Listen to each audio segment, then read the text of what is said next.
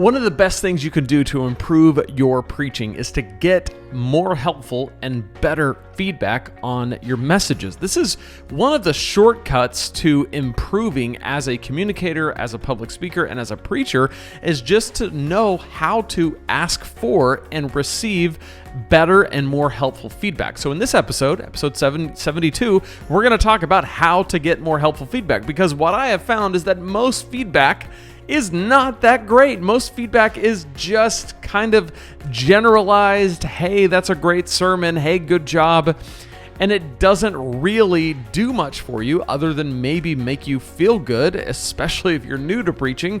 Those compliments can be really encouraging, but they don't do much for your actual improvement. So in this episode, we're going to talk about how to seek out and improve better feedback from the right people. And here's a little secret. You can actually learn from and get help from anybody who's willing to offer feedback. You just have to know how to receive it, what to take in and internalize and use to make yourself better, what to ignore, and everything in between. So we're going to jump into that here on the Preaching Donkey podcast. My name is Lane. This is your Preaching Donkey podcast, episode 72. I want to invite you to download my free 21-day guide to creating killer sermons. You can go to preachingdonkey.com/21 days, pick it up there. It's a 3-week, 3-step process that will walk you through how to create and deliver a compelling, life-changing sermon. So whether you've been preaching for a long time and you're just always looking for a fresh, new approach, or if you're new to preaching and you're looking for any resource you can put your hands on to help you out, there's something in there for you, no matter who you are, no matter what level of preaching you're at. Go to preachingdonkey.com/21 days and you can find it there. All right, so this is an article from Preaching Donkey that I wrote back in October of 2014, how to get more helpful feedback on your sermons. We're going to look through it. We're going to draw out some implications for us right now, and it's going to be the bomb.org, as they say. There are few things more vulnerable than preaching.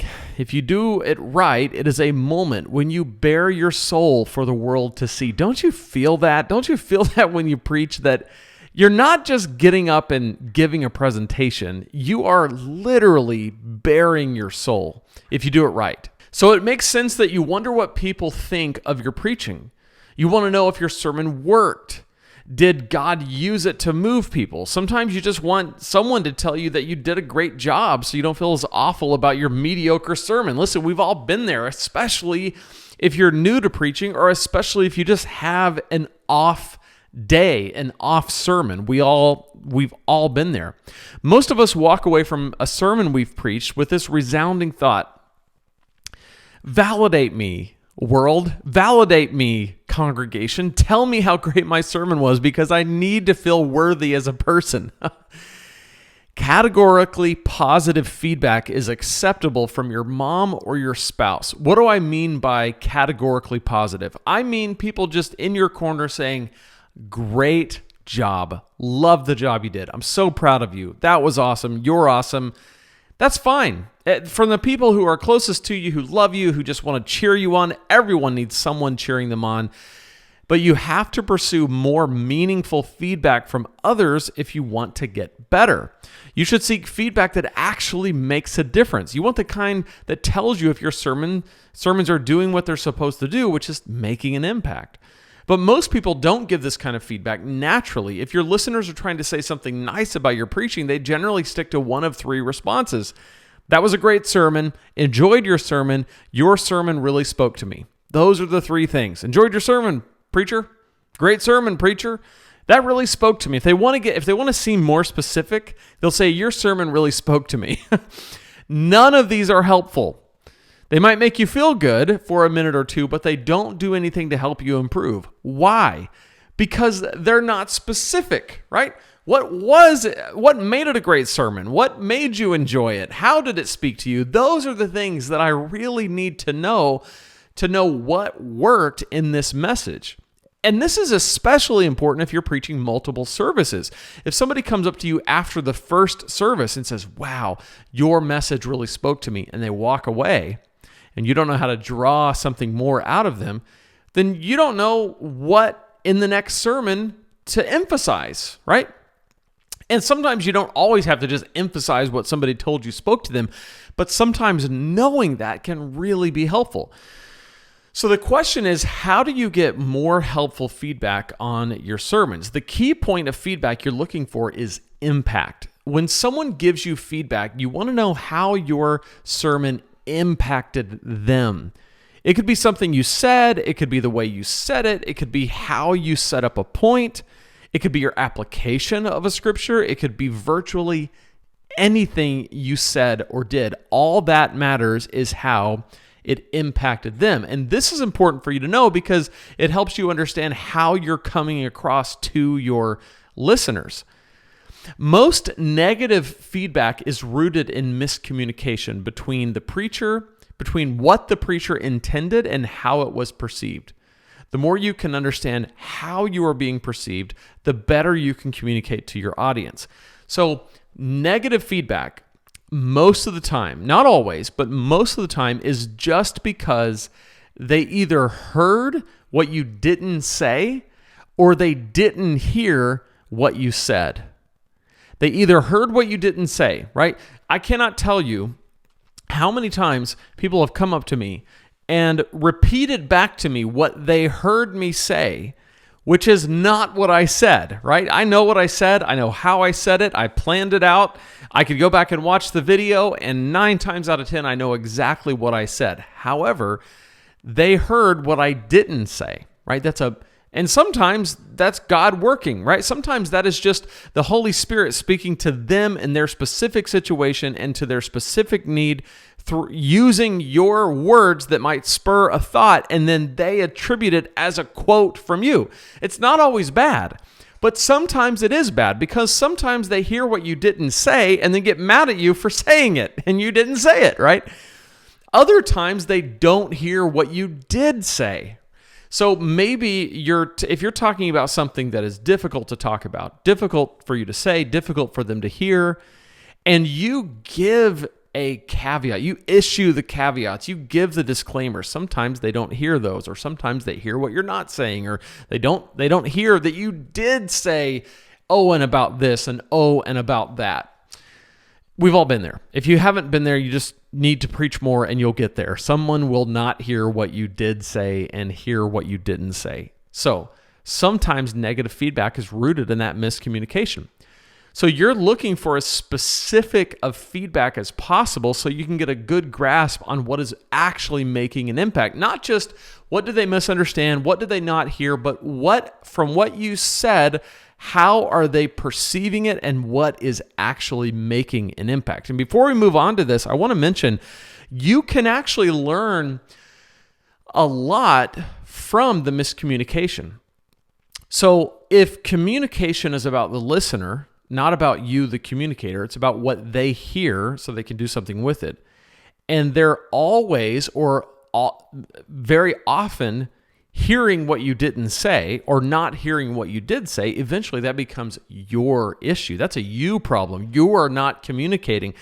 When this happens to me, I have to realize I'm not communicating well enough and clear enough for them to actually hear what I'm saying and not hear what I'm not saying. That becomes on me. Now, again, you look for patterns because sometimes people just hear what you didn't say and there's nothing you can do about it. And in those times, you just offer some clarity and move on. But the times when this becomes a pattern, you have to say, well, okay. Like, for example, I was preaching one time and I was talking about the nature of justification. Justification being this, the theological implications of justification, that we are justified by faith, by grace through faith. And somewhere in there, a guy heard me say that you don't need to go to church to be justified. And probably what happened is I probably used church attendance as an example of one of the ways that we try to earn our own justification by works. And I was only trying to say that that is not the way that you earn justification, because you can't earn justification. No good work is going to earn your way to God's favor. That was done on the cross by Jesus and his sacrifice in our place for our sins. And it's when we put our faith in him that we experience Justification. Theologically, that's what I was teaching. What he heard was, I don't need to go to church. So a few months later, we don't see much of him. He's not around very much. Somebody asked him on our staff, hey, haven't seen you in a while. And he said, well, a few months ago, Lane preached that church attendance is not important. So, we don't really like going, and my family doesn't like to go, so we just don't go anymore. And I couldn't believe it. I reached out. I said, man, that's not what I meant. That's not what I meant to say. That's not what I hope. That's not what I wanted you to hear. Wow, what a misunderstanding. And we worked it out, and they, they worked their way back in. And I think some of that was just using my words as an excuse to do what they really just wanted to do, was to just stop attending. But the point is, they heard what I didn't say, and there's really nothing I could have done differently other than issuing 1,000 caveats about, I'm not saying you don't need to go to church. It can become cluttered when you're constantly worried about what somebody might hear. So sometimes you can't avoid it. But in those moments, when you get feedback, it's helpful to ask about the impact. How is what I'm saying impacting you? So let's assume that people are giving you that positive feedback where it's, hey, that was a great sermon. I really enjoyed your sermon. You really spoke to me. How do we really get to the bottom of what the impact is? Because these are the kind of feedback. This is the positive feedback where they did hear us. They most likely did understand at least something about what we were saying, and it spoke to them. So rather than them just saying that was a great sermon and walking away, how do we get there? So we're going back to those top 3 reasons, and we're going to look for as specific feedback as possible, and we're going to try to get people to explain to us, to elaborate a little more about the impact. So when they say that was a great sermon, you ask, why? What made it a great sermon specifically? Very simple question is why. That was a great sermon. What made it a great sermon? Why do you say that? Hey, thank you so much for saying that. I really appreciate it. If you don't mind, what made it a good sermon? I really enjoyed your sermon. You would say, great, thank you so much. It means a lot to me. What did you enjoy about it? Why did you enjoy it? Help me understand. I'd love to know. One simple question will get them to go from, I really enjoyed your sermon as a passing comment, to having to sit there and go, when you said XYZ, it just impacted me because of the situation I'm in. And boom, now you have a real life human example of how your words are making an impact on a person's life. Your sermon really spoke to me, right? Somebody might say that. Well, you ask, what part? How did it speak to you? And just let them talk. And most of the time, a lot of people are going to stand there and go, whoa, I didn't expect you to say this. I didn't expect you to ask me this. But yeah, if I had to think about it, it spoke to me because of da-da-da-da. And what this does, it starts to, one, if you do this enough, it starts to train those people who have that kind of knee-jerk response of, you just preach the sermon, they run into you. The polite thing to say is, good message. And it shifts it to them actually walking out of the sermon, walking away from the church, actually thinking about how to apply your message, actually thinking about what about it made such an impact. That's an important thing. If you can get them to give you even one point of specific feedback, then it will be far more beneficial for you. It may be awkward to do this in every situation, but do this as often as you can, because it will help you know what is working and what isn't.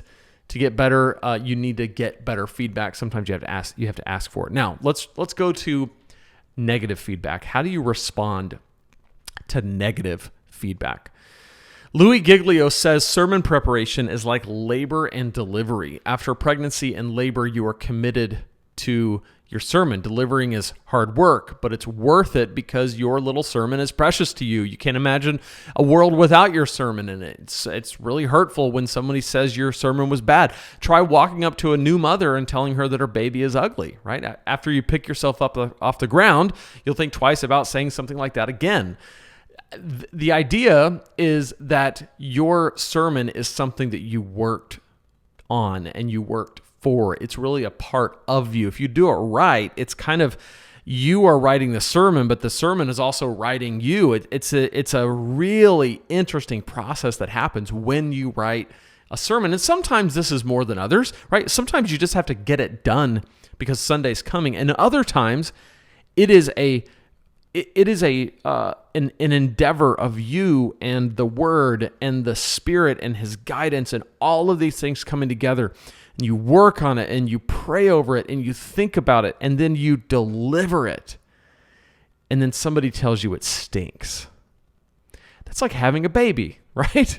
And somebody telling you that your baby is ugly, but your sermon is your baby, and sometimes your baby is ugly, right? That's just the reality. So you have to be careful not to take negative feedback personally because it can often help you improve. If your listeners don't think you can handle it, they will withhold negative feedback. By the way, this is why your preaching team and how you set it up is so vital to your success as a preacher. If the people on your staff are afraid of hurting your feelings, or worse, if they're afraid of putting themselves in some kind of danger from a staffing perspective, if they do anything less than just tickle your ego, then you're never going to improve like you could. The people around you should feel comfortable offering you feedback that's not always just glowing positive feedback. And they can work on how they offer quote unquote negative feedback in a way that's not meant to just hurt your feelings. It should never be meant to be hurtful to you. But if something impacted someone in a bad way, in a negative way, was unclear, it should not be a huge deal to tell you. It should be something that they should be able to say, when you said X, it impacted me in this way, in this negative way. It made me feel anxious. It made me feel it was cringeworthy. I felt like it was embarrassing. Whatever it was, it should be okay for them to offer those kinds of criticisms. And if they know that either your ego can't handle it or they're going to be punished if they dare say something, then you're just not going to improve like you could. And you're not going to be the kind of communicator that you could be. So you need to give people permission to be honest with you about your sermon, even when they have corrective comments. Without coming across defensive, ask for clarification in the same way you do with positive feedback.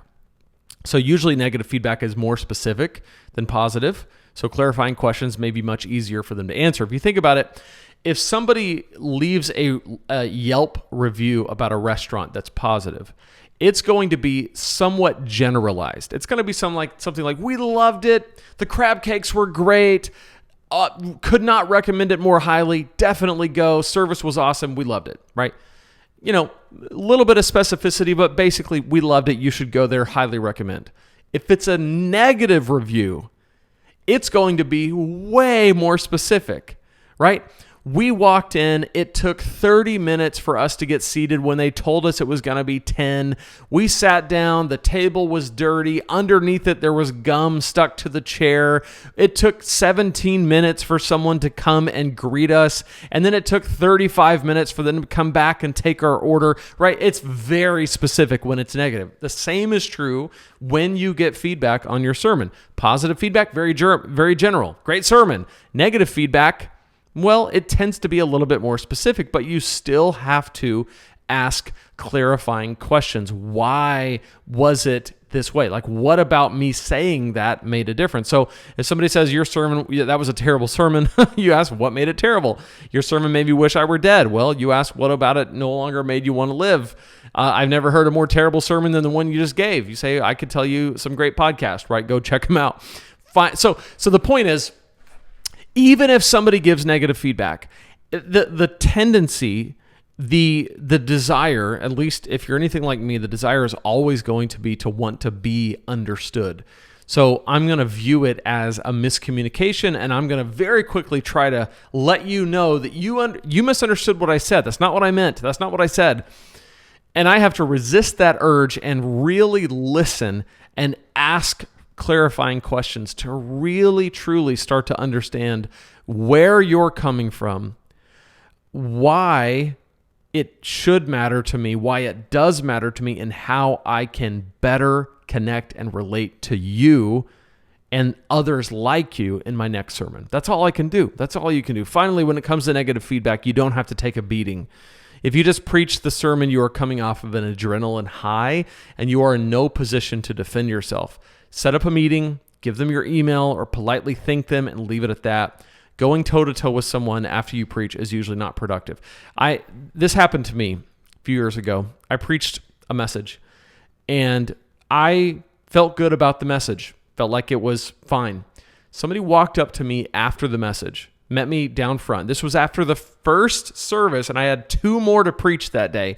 And they had a list of things that they wanted to walk me through that they felt like was wrong with the sermon. And what it came down to was this was a man who was very sensitive to anything that came across harsh towards men. He felt like men kind of take too much abuse in the church, and he felt like some of the comments that I made that were directed towards men were too direct and maybe a little bit too condemning.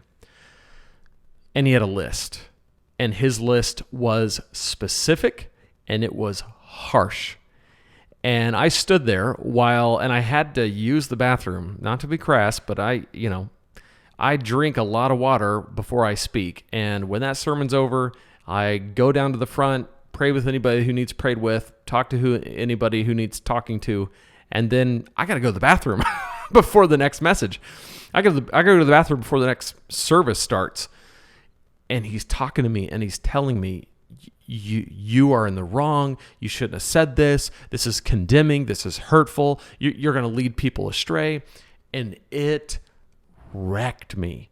And the next sermon, I felt so deflated. I felt so beaten down. I was questioning everything about my sermon. I was questioning everything about what I said. And I had to just push through that. And I had to rely on the preparation that I had done, the Holy Spirit leading that I felt like that I had for that message. And I had to just make the most of it and preach that message 2 more times. Now, if I had to go back, what would I do? As soon as I saw somebody pull out a piece of paper with critiques, I would say, listen, I respect you. I appreciate you. If none of this is about doctrine, true essential doctrine that I got wrong, it can wait. And just set a boundary. And give that person my email and say, I will meet with you tomorrow to discuss whatever you think was egregious about this message. But I'm not going to stand here and take a beating. I got 2 more of these to do. That's just my approach. You can do what you want with that if that happens to you. Let me know what you think. How do you respond to feedback, both positive and negative? And how do you get more helpful feedback on your messages? I'd love to know. Go to preachingdonkey.com/21 days. Pick up your free guide there. I appreciate you. I appreciate the ministry that you do. The work that you do matters. I'll see you next week.